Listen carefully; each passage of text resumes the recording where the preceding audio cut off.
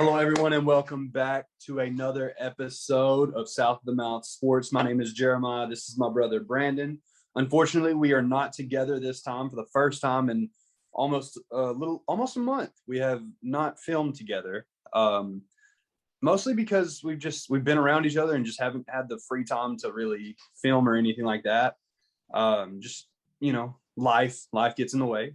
But we apologize for the last 2 weeks, guys. It's just been, life stuff.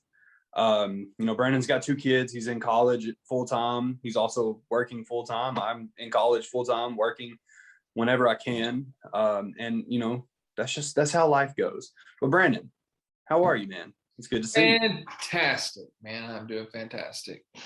I'm glad to be able to do this again today. It's kind of a sobering day. As I sit here and I look outside and I see the rain falling and like all the things that just happened, losing our family member and the stuff that's been going on behind the scenes with some other people that we love in our family. We've seen a lot of drug addiction, we've seen a lot of alcohol problems in our family, and now we've seen in our what we would consider our extended family with the University of Alabama and what's going on with Henry Ruggs. Oh, man. It's tragic.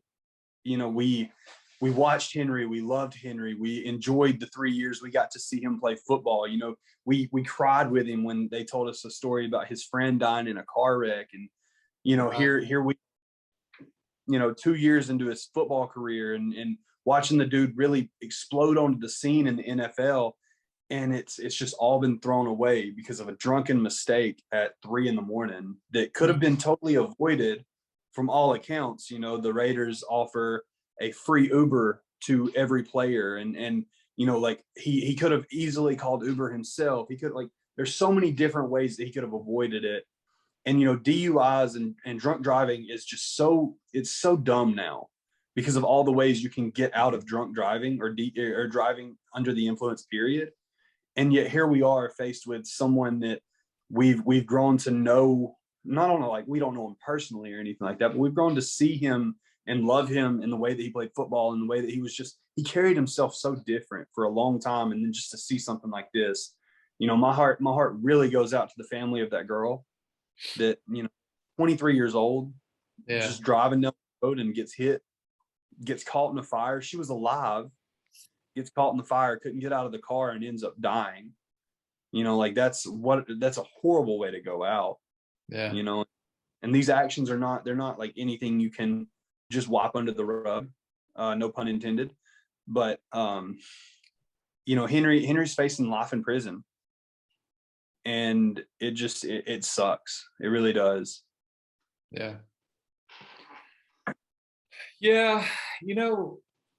The crazy thing with something like that situation is, if you put it into a broader context and really think about it, how many times have most people who are probably sitting in judgment of him, how many times have they been behind the wheel after they've drank and not had a wreck?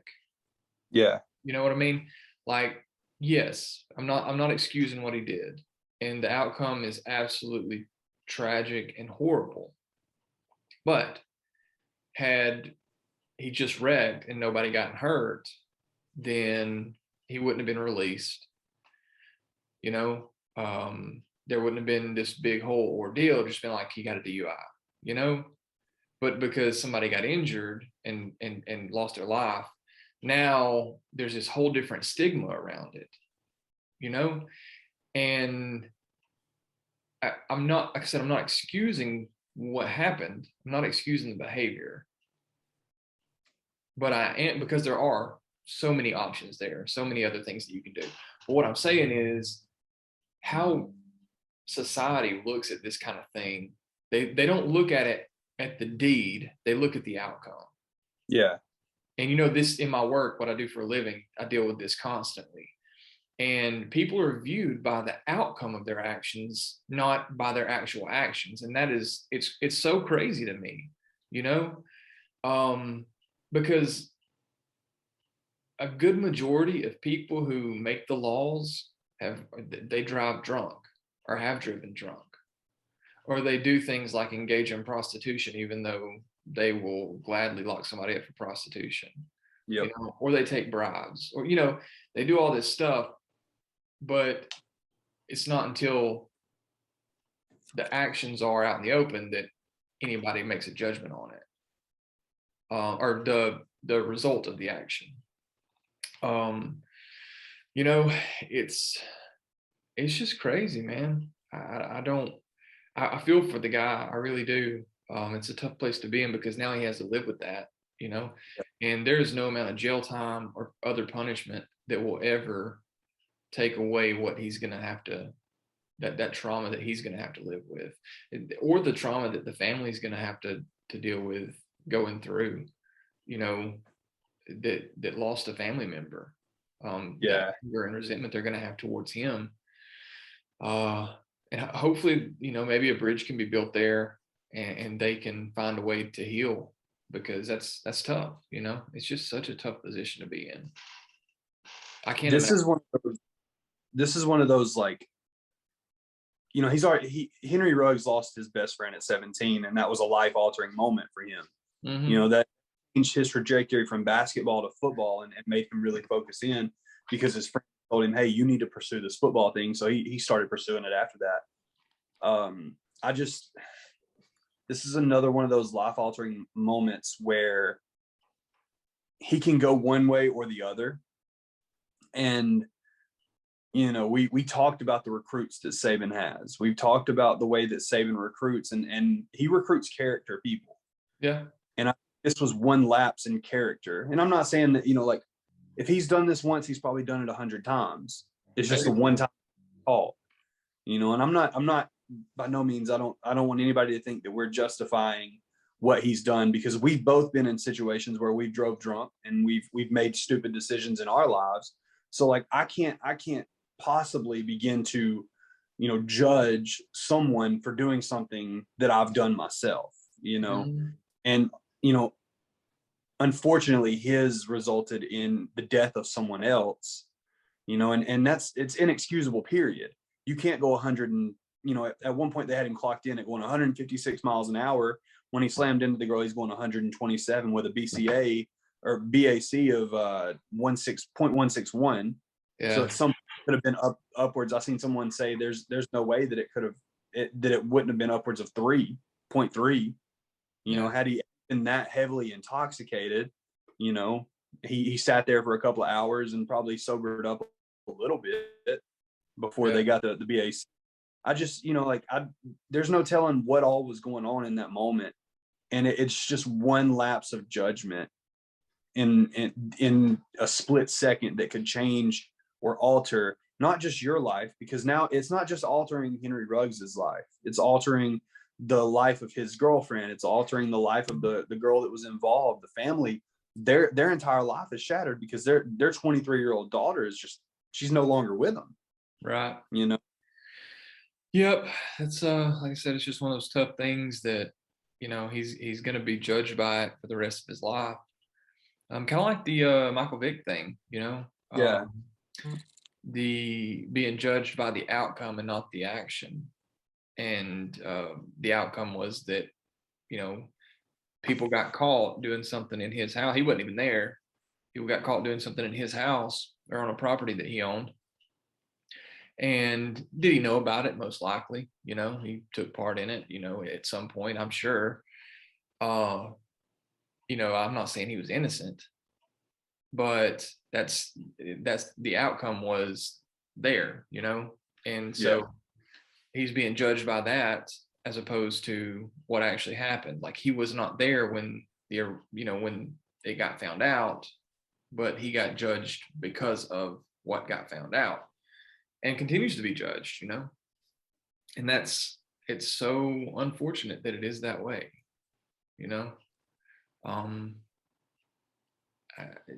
find it really sad, because if there is I'm not saying there is, but if there is a substance abuse problem, if there's an alcohol problem, he doesn't need prison. He needs rehab. He needs some kind of rehabilitation, You know, he needs therapy and trauma treatment. He doesn't, you know, need to But be castigated and made a social pariah. But unfortunately, though, like with that, even if there is, you still got the manslaughter, the vehicular manslaughter, and stuff like that. That I know that's what I'm saying. The law is a punitive justice. It's not rehabilitative, and it's unfortunate. That's just the way that it is. Well, let's Anyway, move on a little bit from that. all right. We haven't talked football in about 2 weeks, so a lot's happened over the last 2 weeks. Alabama was off last week, and then or not last week. Alabama was off 2 weeks ago, and then Say, this yeah, they week were all full. They were all full last week. Yeah, awful. It was horrible, dude. We had it's 20-14. We know the score. Most everybody knows the score by now. Alabama played trash offensively all night long. The defense looked great. Yeah. Defense looked like it was supposed to be the defense of at the beginning of the year. If the defense looks so good, you got half the sports, jockeys talking about Will Anderson for Heisman. Yeah, but at the same time, our offense was so unproductive, and like I find it so funny because like the last time that Alabama, like when Alabama lost to Texas A&M, the last time they played a really close game, we were all calling for Pete Golding's head. Yeah. Get him out of here, blah, blah, blah. And now all the Bama fans, unfortunately, are calling for Bill O'Brien's head because he didn't score 40 points in a game. Yeah. It's crazy that, I get the standard of perfection that Alabama holds himself to. And, the fans as well, they enjoy watching Alabama football and they love, all the stuff. And we don't like seeing close games, but at the end of the day, like a win's a win, man. About 40 points. Here's my thing. And we talked about this the very first video we did. I really didn't have a very high expectation of Alabama this season. I expected the defense to be actually better than they have been, except like maybe this past game, they looked pretty good. But, and they stepped up in big moments. However, I really didn't expect them to play as, all in all well as they have the rest of the year. So from my expectations, Alabama has played and done well. Just on an individual expectation. My expectations for next year, however, are very, very high. I expect the defense to be stupid good next year because, think about what we have. Will Anderson, Dallas Turner, Drew Sanders, what's a dude on defensive line that's going to be back next year?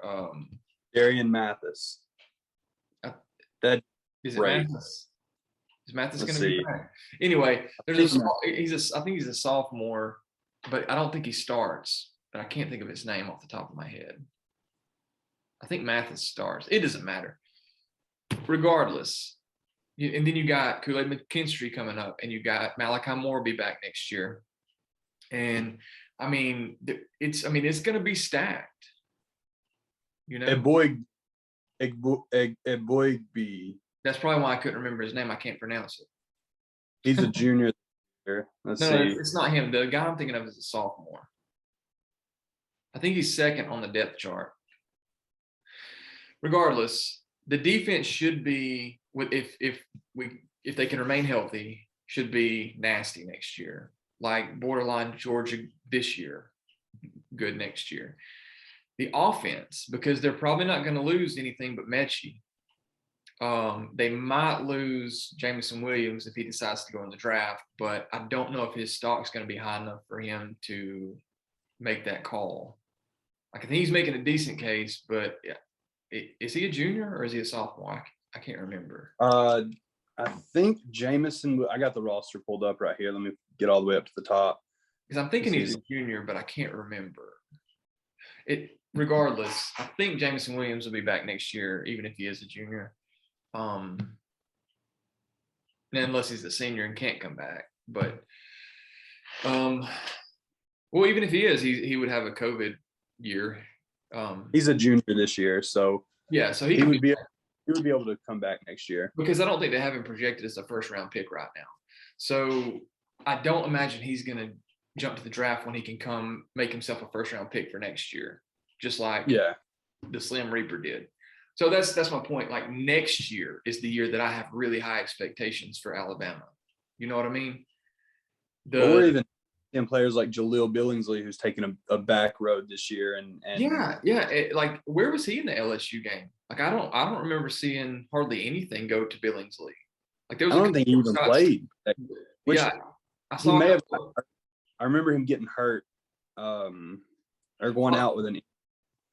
I saw a couple of throws to Latu, but I don't remember much going towards Billingsley. But here is the kicker to the offense that game. And I know LSU was pretty much shutting it down, but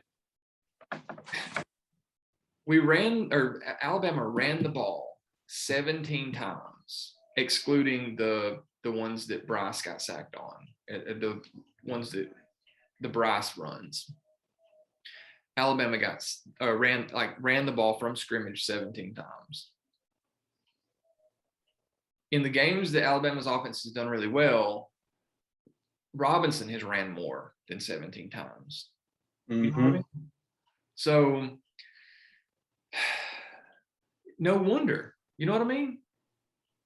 It's like they stopped the ball a couple of times, and O'Brien was just like, you know what, we'll just throw it the rest of the game. We don't need to run anymore. Yeah, it's almost like every time they tried to run, he only wanted to run up the gut. Yeah. And try to force something instead of trying to bounce it out to the outside edge and take any gap that may have been open. You know they're rushing, so do a stretch play. And what was killing me is like, why are you running a play action? They know you're not running. Yeah, exactly. Like you keep doing play action, they're just like, play action, that's cute. You know? Play action. Oh, you're there. Okay, you have nobody to throw to. Nobody's gonna bite on it if you're not running the ball. So now, you have to get some yardage when you run the ball for the run to be effective. And Alabama wasn't doing that early, but you have to keep pounding, you know? Yeah. And there were some issues with the offensive line. The center got hurt, and, there was some adjustments made that didn't quite go so well. And I think we'll see some of that get worked out, hopefully we'll get through Arkansas, and then the Auburn game won't be quite a disaster, but we'll see. And we got, that Arkansas game is another one of those like tester games. Like, what are we going to come? They're going to come ready to play. They're going to try to put a notch in their belt, and it's not going to be easy. And if anybody thinks Alabama's just going to walk in and beat the brakes off of Arkansas, I mean, that's a tough team, man. Arkansas and Auburn are two games where, like, at the beginning of the year we said there's Georgia and Alabama and then everybody else, and now it's really looking like it's Georgia. Yeah.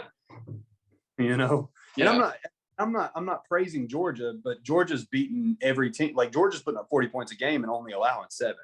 Exactly.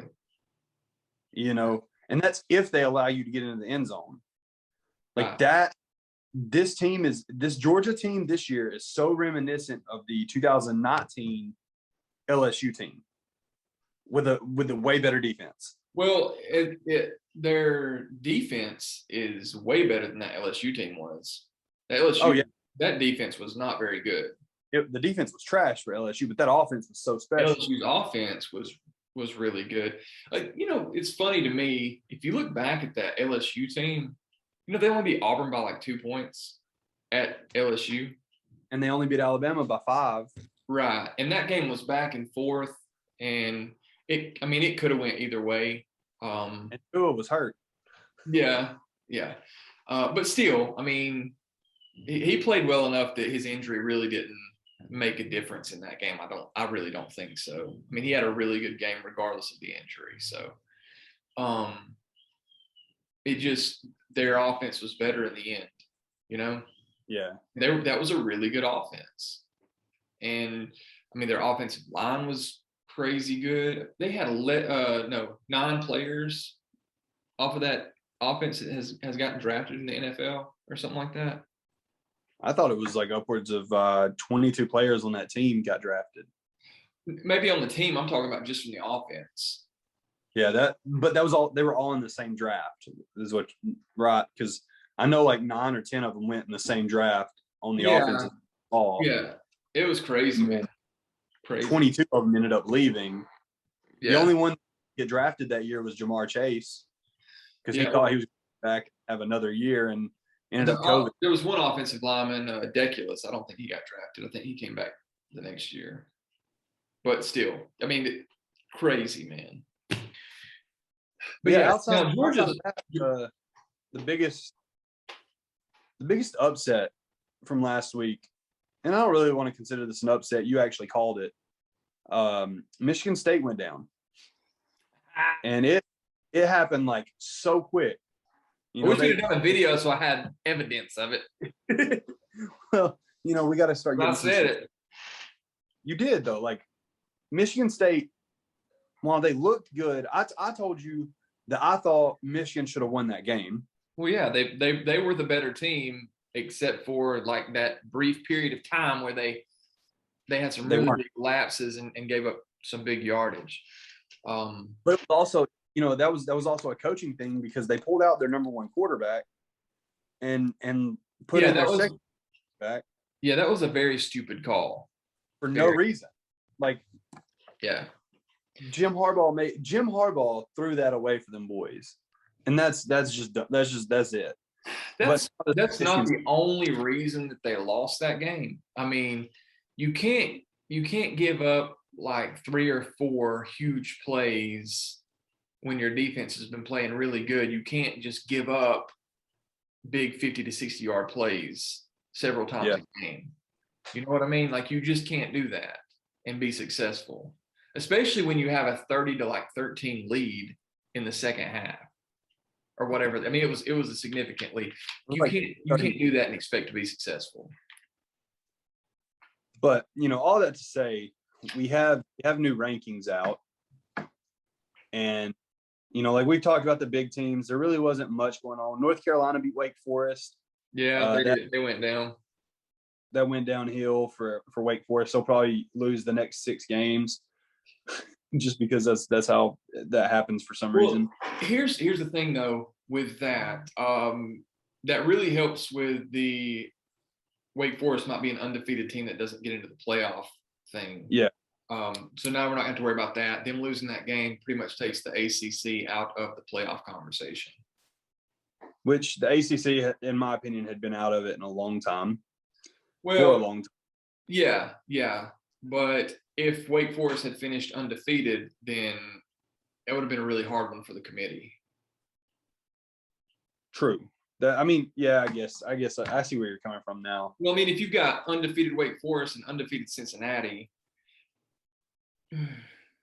you know, you're gonna have to go undefeated Cincinnati because Cincinnati's been undefeated. That's who I would choose. But then the committee, they might be like, well, this is Power 5 versus not Power 5. You know what I mean? I seen somebody talking about it the other day, and they were talking about how we needed to go to a 12-team playoff or something like that. Which I don't think 12-team. I don't think expanding the playoff is going to change the way they do it. I think because 13, 14, and 15 are going to say they're getting excluded. Well, I just think the guidelines need to be defined. You know, like there's too much up in the air, right? Mm-hmm. Like if you go perfect and you win your conference championship and you're still not able to make it in, what's the point in even playing in a conference championship? Because we have five, like it's literally called the Power 5 for a reason. There's 5 championships vying for 4 spots. Yeah. You know what I mean? But if what I think we should do is add a play-in game with the 5 and 6 and have 3 and 5 play and then 4 and 6 play for those final 2 spots, and then your 1 and 2 teams get a bye week, and then the playoffs start after that. And then your top teams they're all fighting for a spot in the championship. You know, here's my thing with the group of 5 teams, right? Look at Tulane. versus Oklahoma. Yeah, that was a Look at Tulane versus some of the other teams that they've played that are Power 5 teams. You know what I mean? Look at Cincinnati on Notre Dame. yeah. Look at any of the other Group of 5 teams that have played Power 5. They're not getting stomped every single game. They're playing competitive football with Power 5 conference teams. Some of them are winning. You know, And they weren't, but that's something that's been going on for a few years. I know. That's what I'm saying. Who is going to sit here and say that Cincinnati is not a better team than TCU? Well, I 100% believe they're a better team. Like I don't. That's what I'm saying though. Like why? What are the guidelines for getting it? Because here's what's going to happen when Cincinnati, assuming that Luke Fickell stays there and they continue the pattern they're going, they're going to get over to the Big 12 and they're going to do the same thing they're doing now, which is dominate. Yeah. They might not win. They might not go undefeated. You know, they might drop 1 or 2 games every year, but they're still going to be one of the top teams in that conference because they are that level of talent. They are that level of good with that coaching staff and their recruiting. And now that they're in a Power 5 conference, people makes it like it's a whole different thing. I mean, I think Cincinnati would play a close game and maybe even beat Oklahoma. Cincinnati played this Georgia team is basically the same Georgia team with the addition of a few other people that they had last year. They found their heart. Yeah. They found Jordan Davis, and he stepped up and became the man-child that he is. This is that same Georgia team that the same Cincinnati team played to and only lost by 3 last year. Georgia only beat this team by 3 points. And it wasn't like Georgia only beat this team by 3 points, so they were, or Georgia beat this team, so they're automatically better. It was a low-scoring dogfight of a game. It was like 24-21 last year. Right. And that was a New Year's Six. That's my point, man. Like they are, when you put them on field with a Power 5 team, they stack up and they play to that level. So, anyway, we need to wrap this one up. We will be back shortly with part 2. So hang in there. We'll see you guys in, just a couple minutes.